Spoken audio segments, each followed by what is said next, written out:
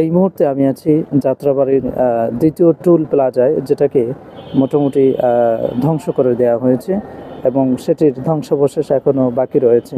এবং এখানে যে কাজ যেগুলো ছিল এই টোলের ভিতরে, সবগুলো কাজকে মোটামুটি একেবারে ধ্বংস করে দেওয়া হয়েছে। এটা নিয়ে সম্পূর্ণ ভিডিও আমার পেজ এবং ইউটিউব চ্যানেলে দেওয়া আছে, আপনারা দেখে নিতে পারেন। ওকে, দ্যাটস ইট।